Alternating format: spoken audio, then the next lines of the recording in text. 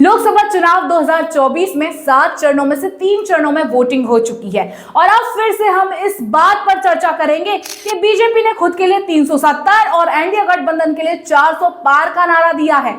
उस नारे की हकीकत क्या है? क्या वाकई में यह संभव है कि 543 सीटों में से कोई एक गठबंधन 400 सीटें जीत कर आ जाए, जबकि 10 सालों से वो सत्ता में हो और सामने राजनीति के एक से एक धुरंधर उसे चुनौती दे रहे हों? आज हम इसी बात के धागे खोलेंगे कि क्या भारत में दूसरी बार ऐसा होने जा रहा है जब कोई एक दल 400 से ज्यादा सीटें लेकर आया हो।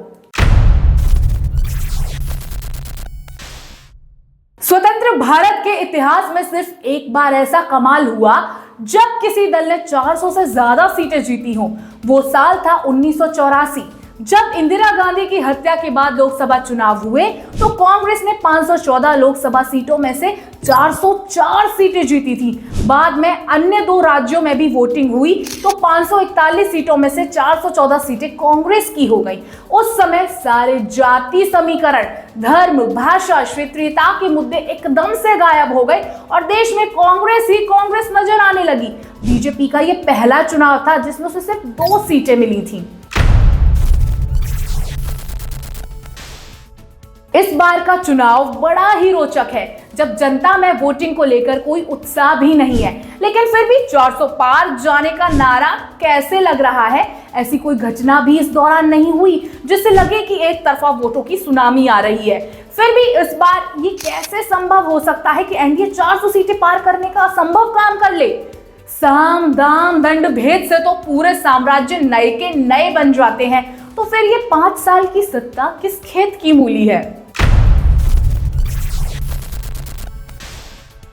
तो शुरू करते हैं पहले केंद्र शासित प्रदेशों से। अंडमान निकोबार की 1, दादर नगर हवेली और दमन द्वीप की 2, मणिपुर की 2 सीटें, अरुणाचल प्रदेश की 2, त्रिपुरा की 2 सीटें, मेघालय की 2 में से 1, नागालैंड की 1, लद्दाख की 1, जम्मू प्रदेश की 5 में से 2 सीटें एनडीए लेकर आ सकती। दिल्ली की 7 सीटें एनडीए के नाम है तो चंडीगढ़ में भी बीजेपी जीत सकती है।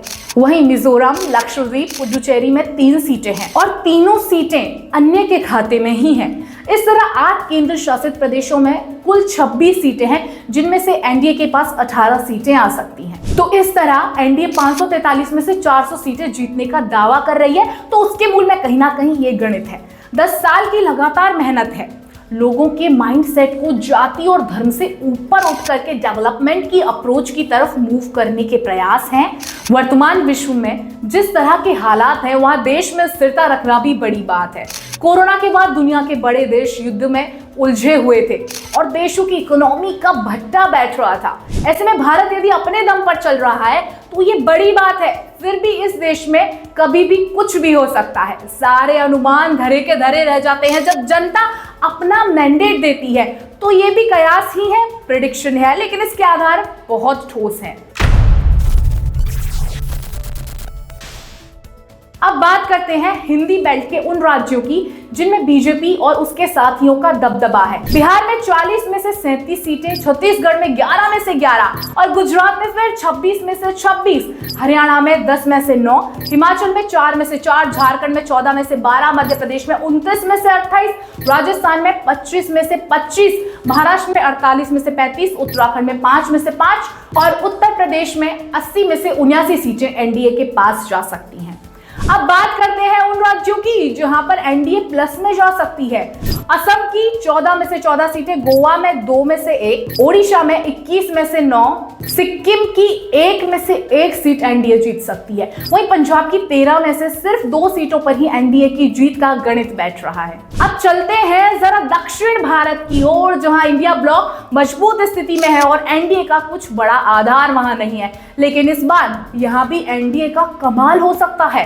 आंध्र प्रदेश की 25 में से 22, कर्नाटक में 28 में से 22 सीटें, तेलंगाना में में 17 में से 5 सीटें एनडीए के खाते में जा सकती हैं। अब चलते हैं उन राज्यों में जहां बड़ा ही उलटफेर होने वाला है। पश्चिम बंगाल की 42 में से 30 सीटें एनडीए के खाते में जाती दिख रही हैं, तो वही तमिलनाडु की 39 में से 6 सीटें एनडीए के लिए लकी साबित हो सकती हैं। केरल में बीजेपी का खाता खुल सकता है और 20 में से 1 सीट वो जीत भी सकती है। ये था द अनफोल्ड लोकसभा सीरीज का प्रेडिक्शन। अब नतीजे 4 जून को तय कर देंगे कि हमारा प्रेडिक्शन कितना सही साबित होता है।